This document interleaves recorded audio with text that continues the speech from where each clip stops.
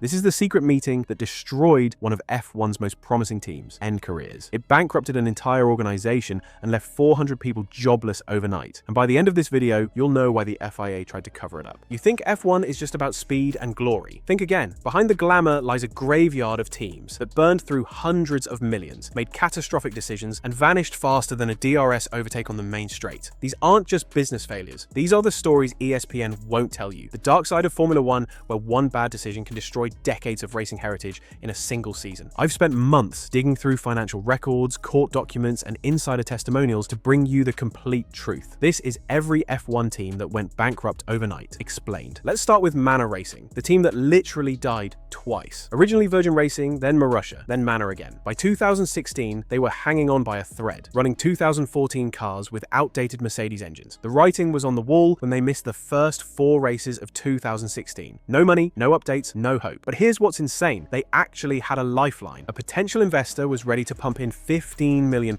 The deal fell through at the last minute because of a dispute over driver seats. January 2017, Manor Racing enters administration. 200 employees lose their jobs immediately. The team that survived financial collapse once couldn't do it twice. Their final legacy? Being the last team to score 0 points in a full season. But Manor's collapse was nothing compared to what happened to the team that had actual championship potential. Lotus F1. Not the original Team Lotus, but the rebranded Renault squad that should have been printing money. They had Kimi Raikkonen winning races, Romain Grosjean on podiums, and a car that could actually fight Red Bull and Ferrari. But behind the scenes, complete financial chaos. By 2015, they owed drivers millions in unpaid salaries. Kimi left for Ferrari partly because Lotus couldn't pay him. Grosjean was literally funding his own racing through personal sponsors. Then came the Pastor Maldonado experiment. They signed him not for talent, but for his PDVSA backing, $50 million per year. The problem? That money came with strings attached to a Venezuelan oil company that was hemorrhaging cash during the oil price collapse. December 2015, Lotus F1 team enters administration. The irony? Renault bought them back for basically nothing, the same team they'd sold years earlier. Hundreds of jobs lost, millions in debt, all because they bet everything on oil money that dried up faster than a Monaco practice session. But even Lotus had more dignity than the team that faked their way to the grid. HRT, Hispania Racing Team. The team so slow, they made Backmarkers look like championship contenders, founded by Adrian Campos with big Spanish dreams and zero F1 experience. From day one, it was a disaster. They missed the first test of 2010 because their car wasn't ready. When it finally appeared, it was 4 seconds off the pace. 4 seconds. In F1, that's not a gap. That's a different sport entirely. The team burned through drivers faster than they burned through cash. Karin Chandok, Bruno Senna, Narain Karthikeyan, all talented drivers stuck in mobile chicanes. By 2012, they couldn't even afford to pay for spare parts. Their last race? Brazil 2012. Pedro de la Rosa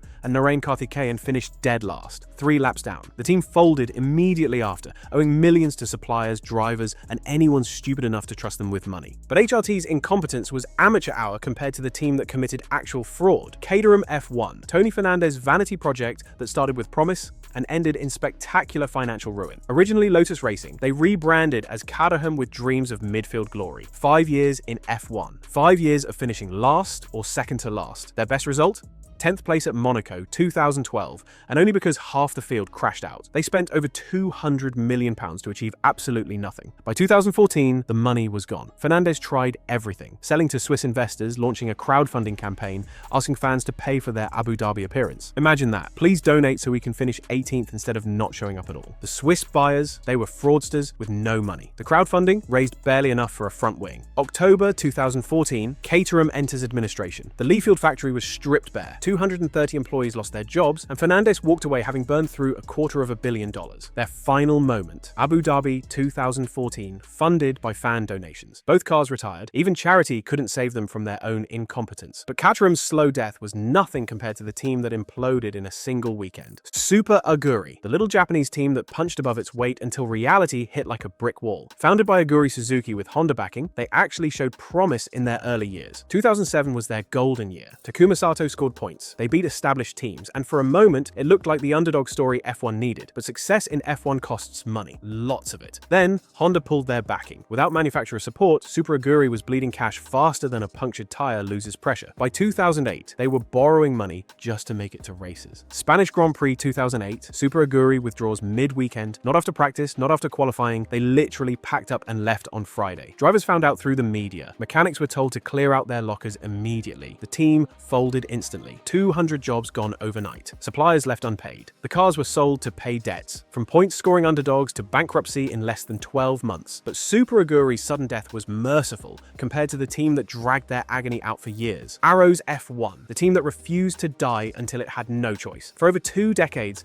they were F1's ultimate survivors, scraping by on minimal budgets and maximum determination. They had their moments. Damon Hill scored podiums, Pedro de la Rosa showed speed, and occasionally they'd punch above their weight. But Arrow's was always one bad season away from collapse. Tom Walkinshaw's business empire was built on debt and creative accounting. By 2002, the cracks were showing. Unpaid bills, bounced checks, and suppliers refusing to deliver parts unless paid up front. German Grand Prix 2002. Both Arrow's cars failed to qualify. Not because they were slow, they literally couldn't afford to run. The team had no money for fuel, tires, or spare parts. August 2002. Arrows enters administration. The Leafield factory, yes, the same one Caterham would later use, was locked up. 200 employees lost their jobs immediately. Walkinshaw's empire crumbled, taking one of F1's most persistent teams with it. The final insult? Their cars and equipment were auctioned off to pay creditors. 23 years of F1 history sold to the highest bidder. But Arrow's long decline was nothing compared to the team that had everything and lost it all in one catastrophic decision. Prost Grand Prix, when a 4-time world champion thought he could run a team better than he could drive. Alain Prost bought Ligier in 1997 with dreams of French F1 glory. From the start, it was chaos. Prost had racing knowledge but zero business sense. The team burned through money on development that went nowhere. Their cars were consistently uncompetitive, finishing in the points maybe once per season. The Peugeot engine partnership was supposed to be their salvation. Instead, it was their death sentence. When Peugeot pulled out after 2000, Prost was left with no engine supplier and no money to find one. 2001 brought Ferrari engines and false hope. For a moment, it looked like Prost might survive. Then reality hit. They couldn't afford to pay Ferrari for the engines they were already using. January 2002. Prost Grand Prix enters administration. Alain Prost, the man who never gave up as a driver, was forced to walk away from his own team. 120 jobs lost, millions in debt, and a champion's reputation tarnished forever. But even Prost's failure pales in comparison to the team that committed the ultimate F1 sin. Forti F1. The team so underfunded, they made HRT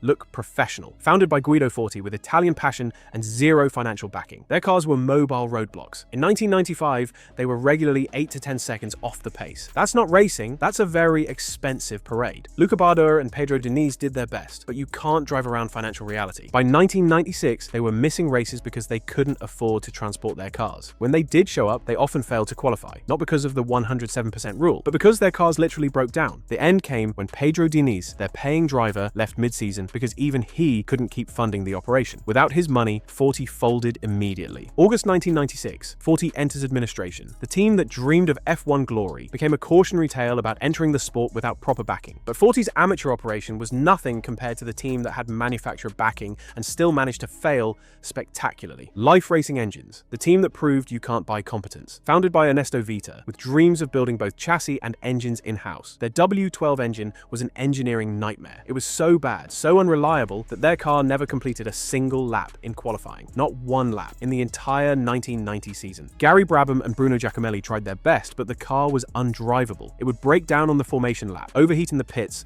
or simply refuse to start. Life lasted exactly 1 season. They entered 14 races and qualified for 0. The team folded after burning through millions on an engine that didn't work and a car that couldn't race. But Life's technical incompetence was amateur hour compared to the team that had everything and threw it all away. Spyker F1, the Dutch sports car manufacturer that thought F1 would be easy money. They bought Midland F1 in 2006 with big plans and bigger egos. Their cars were consistently uncompetitive. Adrian Sutil and Christijan Albers did their best, but Spyker was always fighting for 19th place. In 2 years, they scored exactly 1 point. Sutil's 8th place at the chaotic 2007 European Grand Prix. By 2008, Spyker was hemorrhaging money. The global financial crisis hit their road car business hard, and F1 was an expensive luxury they couldn't afford. They sold to Vijay Mallya, who turned them into Force India. Ironically, Mallya would later face his own financial troubles. But that's another story entirely. Spyker's F1 adventure cost them over 100 million euros and nearly bankrupted their entire company. They learned the hard way that F1 success can't be bought. It has to be earned. But all of these failures pale in comparison to the most shocking collapse in F1 history. Andrea Moda Formula, the team so corrupt, so incompetent that the FIA banned them mid-season. This isn't just a bankruptcy story, it's a crime story. Founded by Andrea Sassetti, a man with connections to organized crime and zero F1 experience. He bought the Colony team entry and immediately turned it into a circus. The team was funded by fake sponsors and money laundering schemes. Their drivers, Roberto Moreno and Alex Caffi, were rarely paid. When they complained, Sassetti threatened them. Their cars were death traps, poorly built, unsafe, unsafe and so slow they made other backmarkers look like rockets. The FIA was horrified by their technical standards. Monaco 1992. Their car literally fell apart during practice. Wheels came loose, bodywork flew off, and the FIA had seen enough. This wasn't just incompetence, it was dangerous. The FIA launched a full investigation and discovered financial irregularities, fake documentation, and safety violations. Sassetti was facing criminal charges in Italy while trying to run an F1 team. August 1992, the FIA banned Andrea Moda mid-season. Security literally escorted them out of the paddock. It was the first and only time in F1 history a team was banned for being too corrupt to continue. Sassetti was later convicted of fraud and money laundering. The team's assets were seized by Italian authorities. Andrea Moda didn't just go bankrupt, they went to prison. This wasn't just a team failure. It was proof that F1's glamorous facade can hide the darkest secrets imaginable. So, there you have it. 11 F1 teams that went from grid to graveyard faster than a safety car restart. From Manor's double death to Andrea Moda's criminal empire. These aren't just business failures. They're cautionary tales about what happens when ambition meets reality in the most expensive sport on earth. But here's what's really insane. For every team that collapsed, there were warning signs that everyone ignored. Financial red flags, technical disasters, and management chaos that should have been obvious to anyone paying attention. The question is, which current F1 team is next? Because trust me, the warning signs are already there if you know where to look. If this deep dive into F1's financial graveyard shocked you as much as it shocked me, smash that like button, because uncovering these buried stories takes serious research time. Drop a comment and tell me which team's collapse surprised you most, or better yet, which current team you think might be in trouble. And if you want more of these untold F1 stories that the mainstream media won't touch, hit subscribe and ring that notification bell. Because while other channels give you the sanitized version, F1 Focus brings you the raw, unfiltered truth about the sport's darkest secrets. Until then, keep questioning everything you think you know about Formula One.